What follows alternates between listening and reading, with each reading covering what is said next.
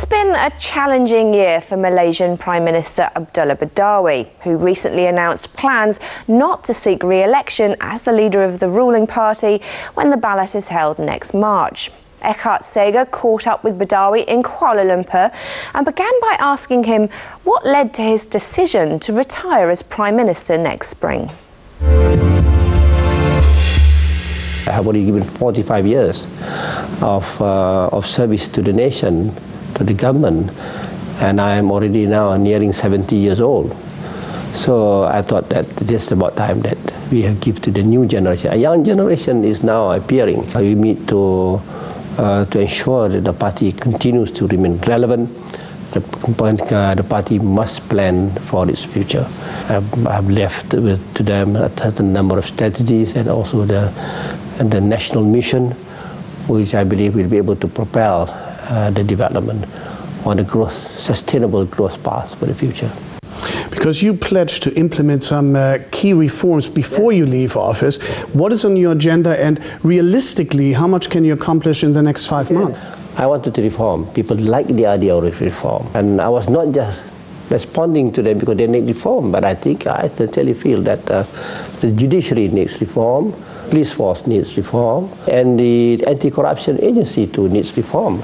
I was not able to do it for the first 4 years we were in power. I was able to do it only after we have already been returned to power after the last election. So I want this reform in place, and I can do it even in 5 months. I've also already introduced policies for social safety net. We have enlarged the social safety net, and I'm launching it soon. And this is to ensure that there is equitable distribution of income, and we want to make sure that we must have a new deal for the poor people, for the low-income people. We are in a world financial crisis, and many countries, including Malaysia, were unable to decouple fast enough to lower their dependence on US markets. How is Malaysia positioned, and frankly, is this a good time for you to stand down at a time of economic crisis? Our position today is strong. Our economy is resilient. We have diversified our market, not to be entirely dependent too much on the US market. We have developed other markets which are profitable to us. We have also undertaken other measures also to strengthen our economy. We emphasize a lot on the importance of the development of the human capital. This is our asset.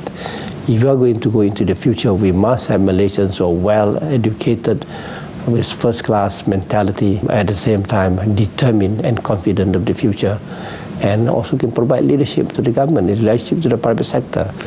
Our policy of continuing to be friendly with the private sector remains. So the economy, as I like to say, has very strong fundamental, and it is resilient. So it doesn't matter if I go at this time and let the new generation take over. Your likely successor will be the current Deputy Prime Minister, Najib Razak. What will be the risks, responsibility and challenges that he will face? First is the economic situation. And that's very challenging. Second is the issue of national unity. The issues they are related to race and religion. We want to make sure that Malaysia will always, the nation will always enjoy unity. The opposition leader, Anwar Ibrahim, has promised many times to have enough parliamentary defectors to bring down the government. That has not happened. But given the economic crisis right now, the leadership transition, is it perhaps time to call it a truth for both coalitions to work together effectively? This is the time that we must cooperate, we must understand each other. This is not the time to create any kind of political upheaval. This is not the time to create a situation that upset the people. This is not the time to do anything that can destabilize the society. Anwar has been telling the whole world that giving various dates that he could get a number of my MPs, members of parliament, to cross over to his side. And by so doing, then we will fall and he will form a new government, but he has never succeeded. He has been telling what today is just lies and lies and lies. I don't understand why he must persist in this. And there's so much to be done, so much that needs to be done. An opportunity for young leaders to emerge after this transition, the transition that I promise will be one that is peaceful, the one that is peaceful, very democratic, and